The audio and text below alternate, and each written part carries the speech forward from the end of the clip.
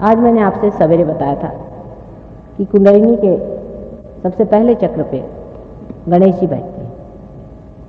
श्री गणेश का स्थान है यहाँ, और श्री गणेश ये पवित्रता के द्योतक हैं। पवित्रता स्वयं साक्षात है। ये तो पहला चक्र हुआ, और ये चक्र जो है कुंडलिनी से नीचे, वो कुंडलिनी की रक्षा ही नहीं करता है, लेकिन वो चक्र कुंडलिनी में जो लोग जाते हैं उनके ओर पूरी तरह से सतर्क रहता है।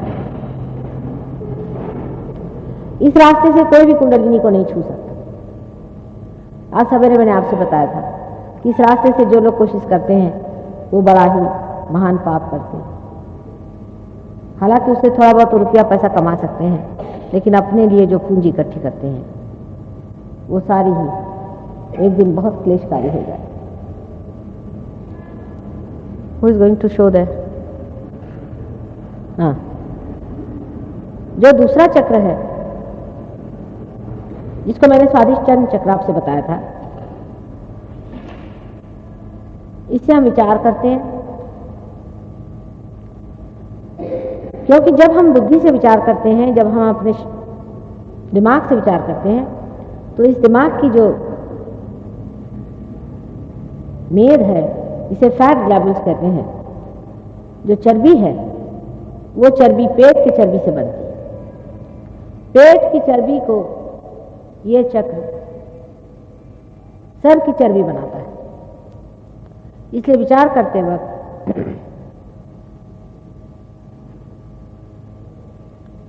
इस चक्र पे बहुत जोर पड़ जाता है। और जब विचार करने की जब आपको आदत लग जाती है, जैसे कि आजकल के आधुनिक लोगों को विचार करने की आदत है बीमारी, तब तो यह काम इतना ज्यादा इसे करना पड़ता है कि इसके कारण बने हुए जो बाकी के काम है वो सब बिगड़ने लग जाते हैं। जैसे मैंने कहा था कि डायबिटीज इसी कारण हो जाता है, क्योंकि पैंक्रियाज भी इसी से संचालित होता है।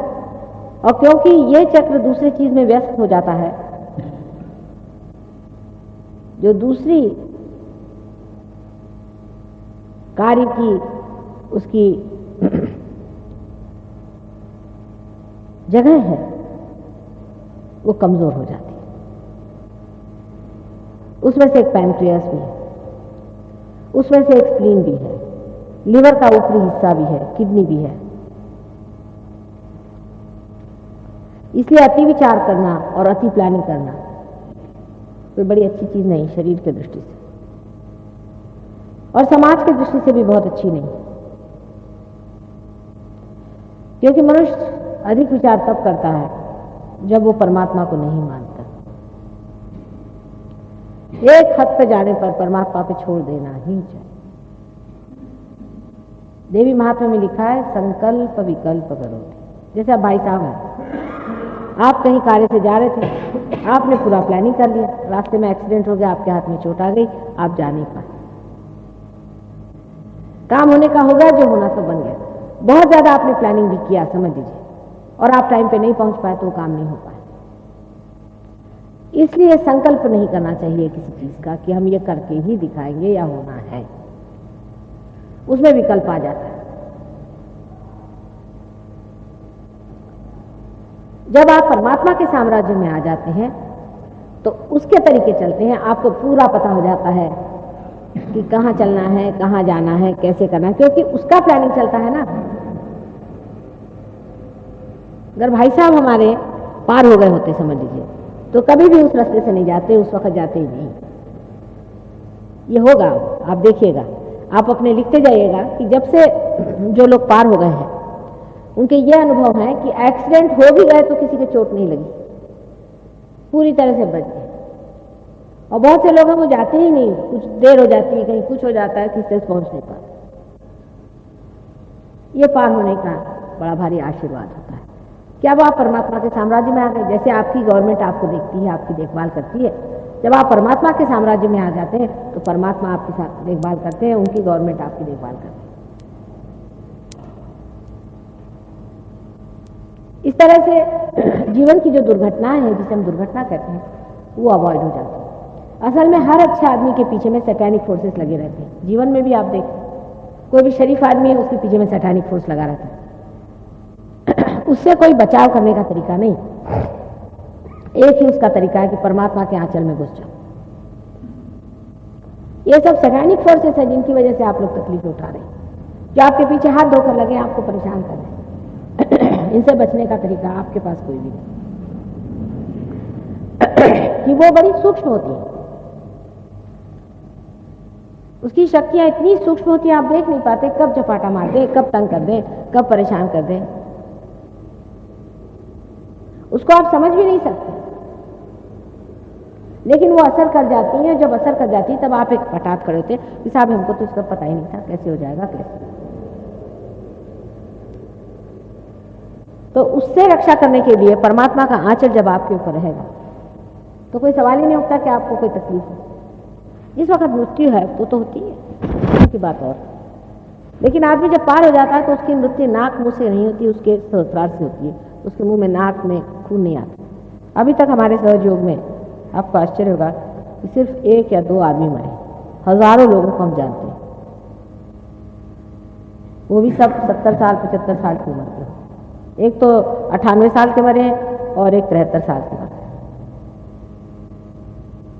दीर्घायु भी आप हो जाते हैं। अकस्मात मृत्यु जो होती है ये सब सैटेनिक फोर्सेस से होती है, क्योंकि आपको उनका अंदाज नहीं, वो किसी वक्त आके आपके ऊपर हाथ मारती हैं और उसलिए आप दुखी होते हैं। और सारी चीज वो गड़बड़ कर देंगे, क्योंकि उनका अपना प्लानिंग रहता है। आपने कोई अच्छा ही काम करने का प्लानिंग किया होगा, लेकिन वो बीच में हाथ मार डालेंगे। लेकिन अगर आपने पहले से प्लानिंग नहीं किया हुआ है, वो आपके मन को पढ़ सकती है। जो सैटेनिक फोर्सेस होती हैं वो आपके मन को खूब अच्छे से पढ़ लेती है। यहां तक उनका है कि अगर आप उससे कुछ बातचीत करें तो कोई आदमी आपको मिलेगा, बता देगा मुझे पता है माता जी से आपकी क्या बातचीत हुई। वो आपके मन को पढ़ सकते हैं, फौरन बता देंगे कि हाँ आपकी आपस में बातचीत हुई थी, क्योंकि आपने सारा प्लानिंग किया हुआ है आपके मन में। वो आपके मन को पढ़ लेते हैं, उनको पता है कि आप इस रास्ते से ऐसे ऐसे जाना है, उनको आपका सारा भेद पता है, वो आप पे असर करते हैं।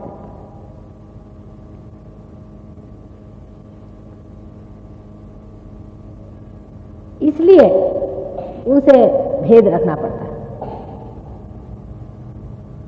आपको ये पता नहीं होगा कि सैतानिक फोर्सेस संसार में कितनी विद्यमान हैं। ये जितने भी राक्षस लोग अपने को गुरु कहलवाते हैं ये सब सैतानिक तो हैं। इनकी शक्तियां हिप्नोसिस वगैरह की जो चलती है ये सब सैतानिक, शैतान की शक्तियां, और इससे ये आपके ऊपर असर करते रहते हैं।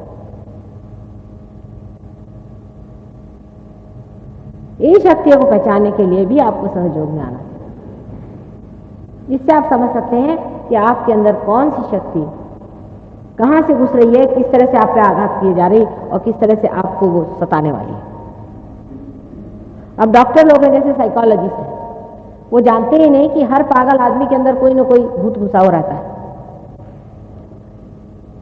वो इसको समझते नहीं है, अब इसको विश्वास करते हैं बेचारे, और उसका असर उन पे आ जाता है। अब हमारे यहाँ आज ही वो चले गए साइकियाट्रिस्ट आए हुए थे लंदन से, उनको ये नहीं मालूम कि इनसे अपना बचाव कैसे करना है। जैसे समझ लीजिए किसी को टीबी की बीमारी हो गई तो हम लोग उससे बचाव करते हैं कि वो बीमारी अपने को लग जाएगी, लेकिन ये शैतानी शक्तियां उससे बचाव करने के लिए हमको कुछ मालूम ही नहीं, हम तो देख भी नहीं पाते कि कौन सी शैतानी शक्ति है। हमारे जो बुजुर्ग थे वो इसको जानते थे, लेकिन हम लोग हो गए अंग्रेज, जैसे मैंने कहा, तो हम लोग इस चीज को नहीं जानते कि शैतानी शक्तियां संसार में किस तरह से कार्यान्वित होती हैं और किस तरह से हमें परेशान करती हैं। लेकिन इसकी मात है, परमात्मा के आगे कोई भी चीज शक्तिशाली नहीं, सबसे शक्तिशाली चीज परमात्मा है।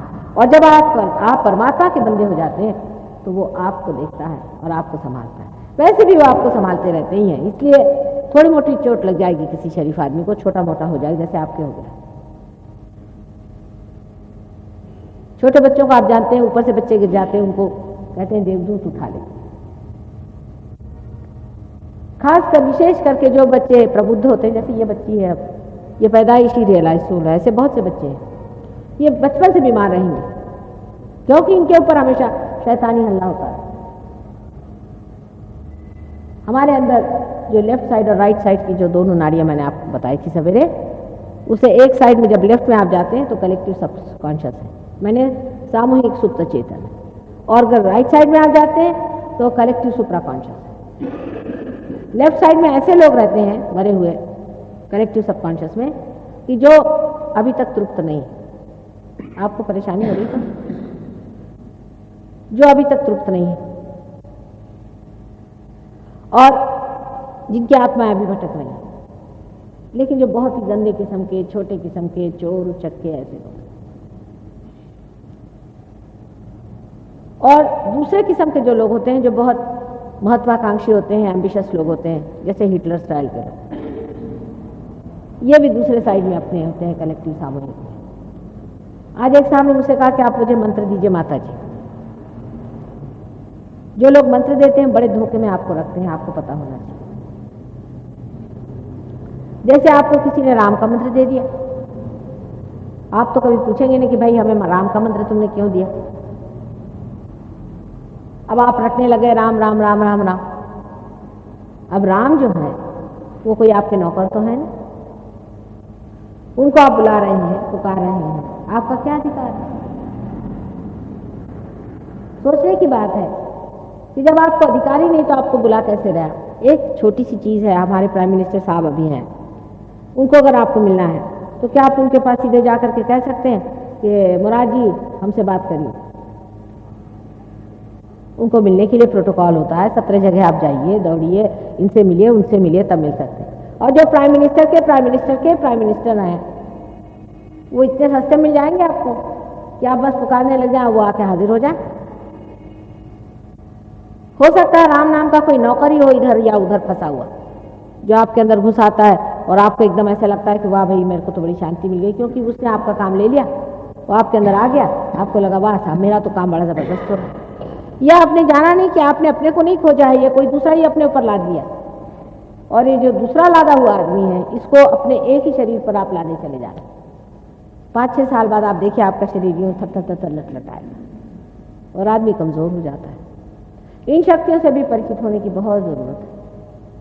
सहयोग में आने के बाद जब आपके वाइब्रेशंस आते हैं तब आप देख सकते हैं कि आसपास में किस तरह की शैतानी शक्तियां भी चलती हैं और परमात्मा की शक्ति किस तरह से आपको हर चीज में कामयाब कराती हुई किस तरह से आगे बढ़ाती और किस तरह से वो रास्ता ढूंढ करके और आपको सही रास्ते पर पहुंचा देती। ये देखने लायक चीज है।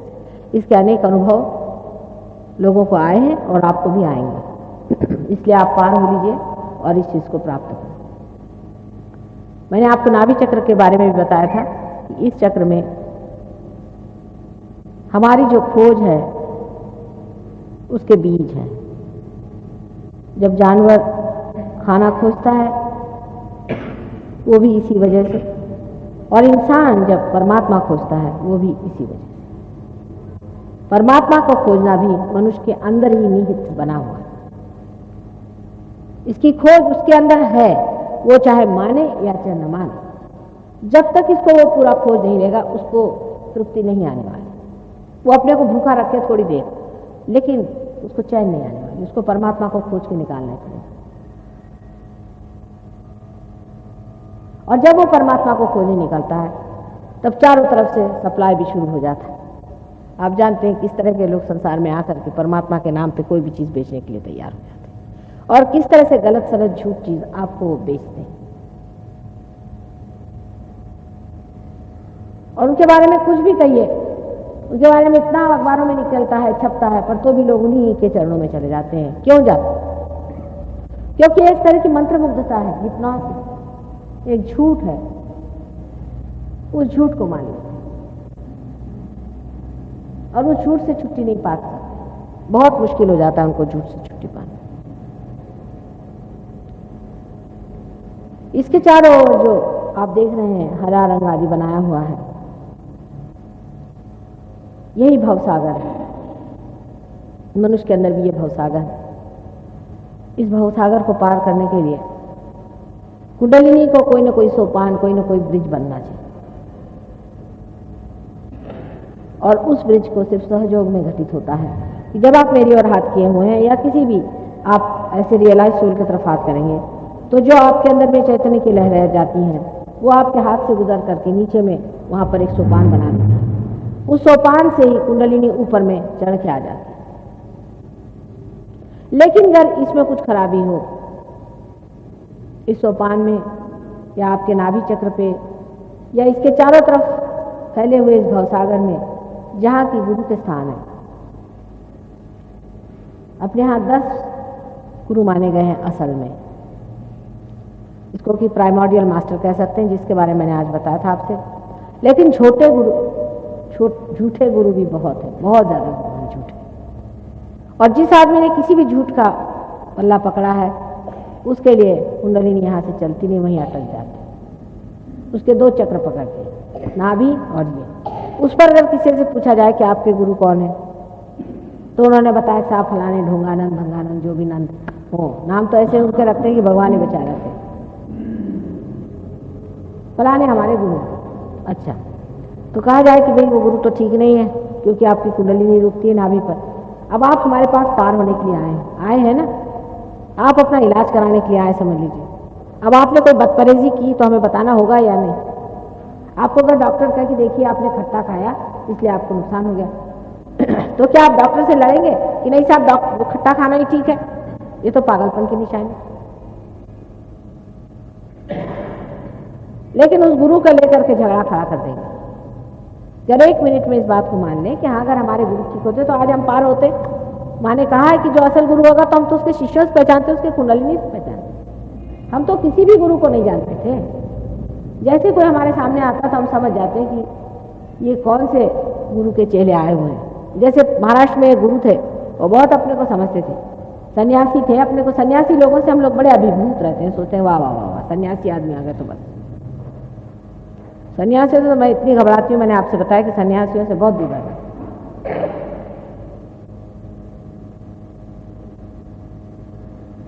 तो अगर सन्यासी कोई अपने सामने आ गया तो लोग सोचते हैं वाह भाई इससे बढ़ के कोई नहीं। वो सन्यासी का जीवन कैसा है, उसका खान पीन कैसा है, वो किस तरह से लोगों को खसोटता है, नोचता है, ये कोई नहीं देखता। उसने सन्यासी का वस्त्र पहन लिया, बहुत बड़ा आदमी। और उनकी कुंडलिनी में एक विशेषता होती है कि कुंडलिनी एकदम ऊपर चढ़ के धड़ से फिर नीचे गिर जाती, उसको बांधना पड़ता। सबके एक एक तरीके हैं, उससे आप पहचान सकते हैं कि इनके गुरु कौन थे। इतने झूठे गुरु संसार में आए हुए हैं कि आपको अंदाज नहीं है कि कितने गुरु आए। असल भी गुरु बहुत सारे हैं। आज एक साहब ने पूछा कि कोई असल गुरु भी है, मैंने कहा है